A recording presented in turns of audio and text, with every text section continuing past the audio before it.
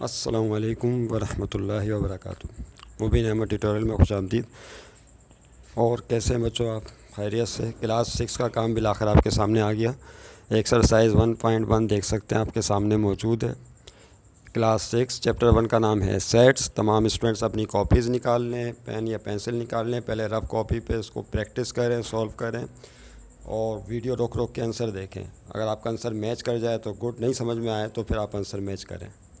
सबसे पहले कह रहे हैं कि if A is the set 2 4। जो सेट ए है उसके एलिमेंट्स कहलाते हैं 2 और 4। इससे पहले कि हम सेट को डिस्कस करें, एक चीज़ को ज़रा समझ लें आप। ये एक साइन है या सिंबल है इस टाइप की, ये गोल करके इस तरह से बीच में लाइन लगाते हैं बच्चों, इसके कहते हैं बिलोंग्स टू। क्या कहते हैं? बोलिए। Belongs to. इसका मतलब होता है मौजूद है या ताल्लुक़ है, दोनों मायनों में इस्तेमाल होता है। ये मौजूद है या ताल्लुक़ है, दोनों मायने आप इसके लिख सकते हैं। ये आप नहीं लिखिएगा, इसको आप समझाने के लिए बता रहे हैं। और अगर इसी के साथ एक क्रॉस डाल दें तो क्या होगा बच्चों? इसका मतलब हो जाएगा नॉट बिलोंग टू, ताल्लुक़ नहीं है। इसका मतलब क्या होगा? Not belong to. इसका मतलब क्या हो जाएगा? ताल्लुक़ नहीं है या मौजूद नहीं है। बस इतनी सी बात सिंबल की आपने याद रखनी है, ताल्लुक़ नहीं है। आप लिखाई से ज़्यादा इस पे तवज्जो दें। किस पे? जो बोला जा रहा है, मौजूद नहीं है। इसलिए मैंने माइक हाथ में लिया हुआ है ताकि आपको अच्छी तरह आवाज़ आ जाए। देखिए यहाँ पहला सेट ए है, इसके एलिमेंट्स हैं 2, 4। इसका मतलब है सेट ए में 2 भी प्रेजेंट है, 2 बिलोंग्स टू सेट है, 4 बिलोंग्स टू सेट है। ओके। इसका मतलब क्या होगा कि जो सेट ए है उसके अंदर एलिमेंट्स 2 भी मौजूद है और एलिमेंट 4 भी मौजूद है। तो 2 भी बिलोंग कर रहा है और 4 भी बिलोंग कर रहा है। आप पूछ रहे हैं whether each of the following statements are true and false. नीचे बताइए जो स्टेटमेंट्स लिखी हुई हैं वो ट्रू या फॉल्स हैं। ट्रू का मतलब होगा कि सही है और फॉल्स का मतलब होता है कि सही नहीं है, झूठ है या गलत है। देखें कैसे। पहला है 2 और इसके साथ ये साइन लगी हुई है ए। इसका मतलब है 2 बिलोंग्स टू सेट ए। क्या पढ़ेंगे ऐसे? बोलिए। 2 belongs to set A. Urdu तर्जुमा क्या होगा?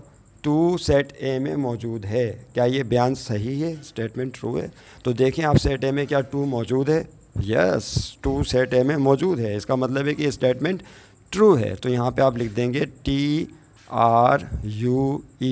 ट्रू। अब आप स्मॉल लेटर भी इस्तेमाल कर सकते हैं और कैपिटल लेटर भी इस्तेमाल कर सकते हैं ट्रू के लिए। तो ये स्टेटमेंट ट्रू है। आइए दूसरी स्टेटमेंट देखते हैं। 3 नॉट बिलोंग्स टू ए। इसका मतलब ये होगा कि 3 सेट ए में मौजूद नहीं है। 3 not belong to set A. क्या ये स्टेटमेंट सही है? आंसर देखने से पहले वीडियो को रोकें, सोचें क्या जवाब होगा कि स्टेटमेंट ट्रू या फॉल्स है।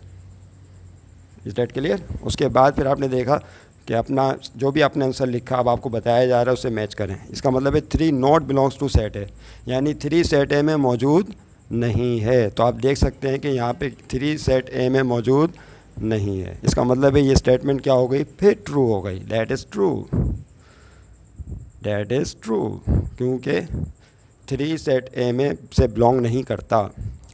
उसके बाद है 4 belongs to A. 4 set A में मौजूद है। क्या ये स्टेटमेंट ट्रू है? तो देखें क्या 4 सेट ए में मौजूद है? यस, 4 जो है वो सेट ए का मेंबर है, मौजूद है। इसका मतलब है कि ये स्टेटमेंट भी क्या हो गई? ट्रू। TRUE, true. यहाँ आइए।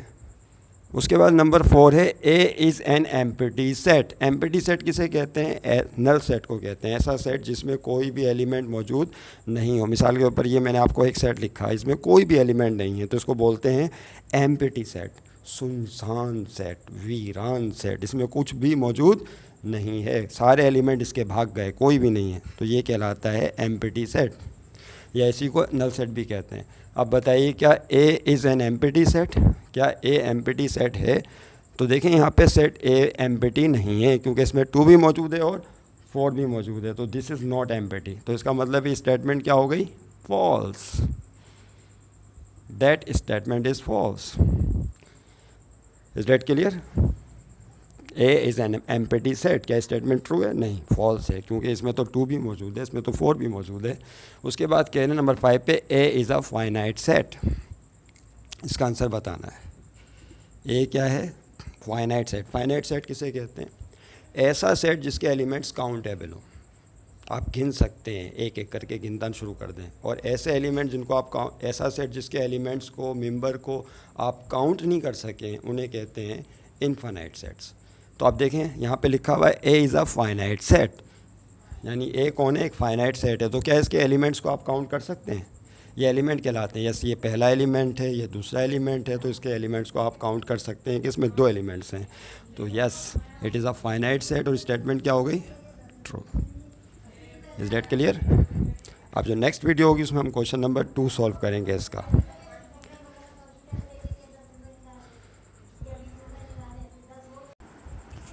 ये क्वेश्चन नंबर 2, क्वेश्चन नंबर 2 आप बुक से भी लिख सकते हैं, यहाँ से भी लिख सकते हैं। एक दफ़ा स्टिल करके क्वेश्चन लिख लें बच्चों, उसके बाद फिर जो है आपने पहले खुद से इसको सॉल्व करना है, क्योंकि इसका मतलब है बिलोंग्स टू, इसका मतलब क्या है, नॉट बिलोंग्स टू।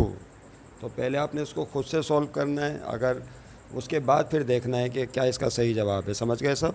ओके। यहाँ पे लिखा हुआ है क्वेश्चन 2 में, इफ सेट ए दिया हुआ है, इसके एलिमेंट्स हैं 1, 3, 5, और दूसरा सेट बी दिया हुआ है, इसके 2 एलिमेंट्स हैं 1, 2। उसके बाद कह रहे हैं then fill in the blanks with this और दिस। इसका मतलब क्या है बच्चों, नॉट बिलोंग्स टू।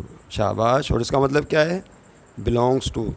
उर्दू में नॉट बिलोंग टू ताल्लुक़ नहीं है, इसका मतलब बिलोंग टू उर्दू में ताल्लुक़ है या मौजूद है। इस डेट के लिए यहाँ लिखा हुआ है, यहाँ से देख लेना। अब यहाँ पे आपने फिल इन द ब्लैंक्स में बनाना है कि 1 और ए के बीच में नॉट बिलोंग्स टू आएगा या बिलोंग्स टू। अगर हम यहाँ पे नॉट बिलोंग्स टू रख दें, यहाँ पे क्या लिख दें, नॉट बिलोंग्स टू, इसका मतलब है 1 not belongs to set A, यानी 1 सेट ए में मौजूद नहीं है। लेकिन यहाँ पर देखें 1 तो सेट ए में मौजूद है, इसका मतलब है यहाँ पे क्या आएगा, बिलोंग्स टू। क्या लिखेंगे बोलिए, यहाँ पे आपको लिखना होगा बिलोंग्स टू। 1 बिलोंग करता है सेट ए से, ये आ गया। उसके बाद यहाँ पे लिखा हुआ है 1 और बी के दरमियान बिलोंग्स टू आएगा, नॉट बिलोंग्स टू आएगा। तो देखो क्या 1 सेट बी को बिलोंग करता है, या सेट बी में 1 मौजूद है, तो यहाँ पे आएगा बिलोंग्स टू। फिर तीसरे पार्ट में देखें 2 और ए के बीच में, क्या 2 बिलोंग करता है सेट ए से या नॉट बिलोंग टू। 2 जो है सेट ए में बिलोंग नहीं करता, तो यहाँ पे आएगा नॉट बिलोंग्स टू।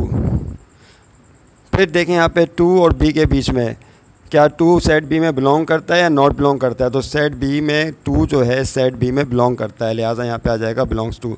तीसरे में देखिए, इसमें अगला जो पार्ट है, पहला, दूसरा, तीसरा, चौथा और 5वां, 3 और ए के बीच में बिलोंग्स टू, क्या 3 सेट ए को बिलोंग करता है या नॉट बिलोंग करता है, तो 3 सेट ए में मौजूद है, बिलोंग करता है, तो यहाँ आ जाएगा बिलोंग्स टू। उसके बाद देखें 3 और बी के बीच में बिलोंग्स टू या नॉट बिलोंग्स टू, क्या 3 सेट बी में बिलोंग करता है या नहीं करता, तो बी सेट बी में बिलोंग नहीं करता, तो यहाँ आ जाएगा नॉट बिलोंग्स टू। 7 में देखें 5 और ए, क्या 5 सेट ए को बिलोंग करता है या नहीं, तो 5 सेट ए में बिलोंग करता है, तो यहाँ आ जाएगा बिलोंग्स टू। क्या 5 सेट बी में बिलोंग करता है, तो जवाब है सेट बी में 5 बिलोंग नहीं करता, तो यहाँ आ जाएगा not belongs to. Is that clear? याद रहे कि ये हमारी वीडियो नंबर 1 है एक्सरसाइज 1.1 की, जिसमें हमने क्वेश्चन 1 और 2 को सॉल्व करना सीख लिया। अब इसका वीडियो 2 आएगा इसके फ़ौरन बाद, उसके बाद उसमें आप देखिएगा क्वेश्चन 3 और 4 कैसे सॉल्व होगा।